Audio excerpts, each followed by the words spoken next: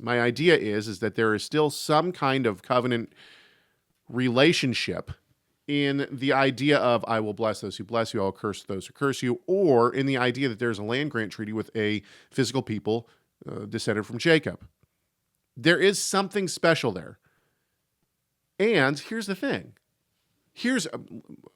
Stick with me for just a second here on this, okay? Here's the thing. Clearly, national Israel right now, when we look at the nation of Israel, they are not in covenant relationship with God in terms of believing in Yeshua, right? In terms of the new covenant, right? They have not come into the new covenant through faith in Yeshua the Messiah. Okay. But are they still under the curse of the law as well? In other words, they have rejected Yeshua. They have not been faithful to God. The nation as a whole is not a religious nation, right? Most of them are secular. What do we see from that? They're constantly at war with their enemies, right? They don't have a temple, right? The temple has fallen. I mean, they were ostracized from their land until 48. Now they've come back to the land, but they don't have control of all of it. In fact, Gaza is clearly the place that is being disputed right now. But there's all sorts of places where Israel is not in control. Okay? So wouldn't that show that they are not being blessed by God? Like the blessing of the Torah has not come to them because they have rejected God, just like God said that they would. And so what happens then? All of these curses start to come upon them. And the Holocaust and all these horrific things have happened.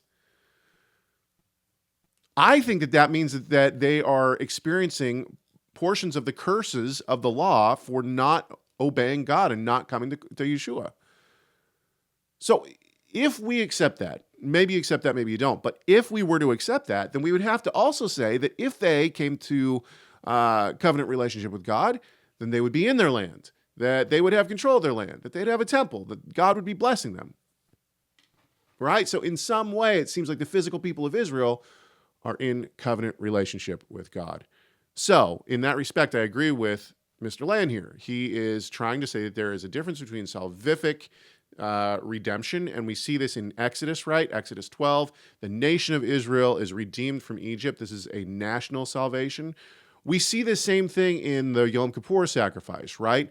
The people of Israel as a nation come before God and they offer the Yom Kippur sacrifice. This is all a symbol, of course, of what Yeshua would do on the cross. But ultimately, the Yom Kippur sacrifice is also in relation in this physical place.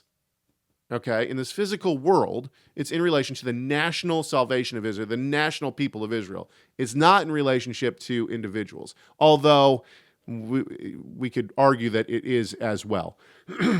Exodus 12, Gabriel in the chat room says, Exodus 12, Jews and Gentiles become one group in harmony while worshiping the God of Abraham, Isaac, and Jacob. Absolutely.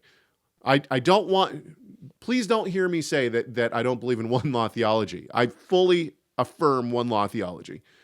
And I would even argue that the physical, once again, I got to slow down a little bit here. The physical people of Israel, that is the physical descendants of Jacob, okay, they are like the vehicle, but it's not the whole.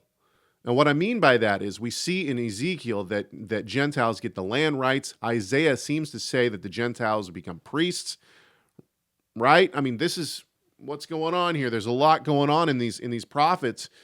In my view, what that tells us is that if we look at the Torah, we look at people like Caleb, the Kenizzite, right, who gets...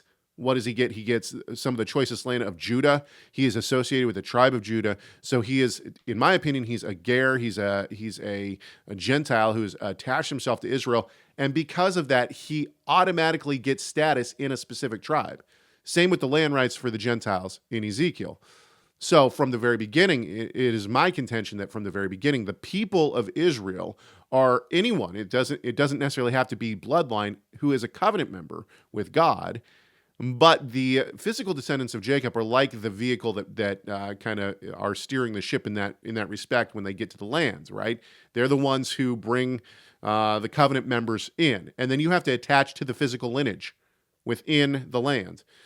So if I go to Israel, right, this is, of course, after the Mashiach has come, because this would never happen right now, but the Mashiach comes again and is sitting on the throne. I go to Israel, and let's say that I reside in, the territory of Benjamin.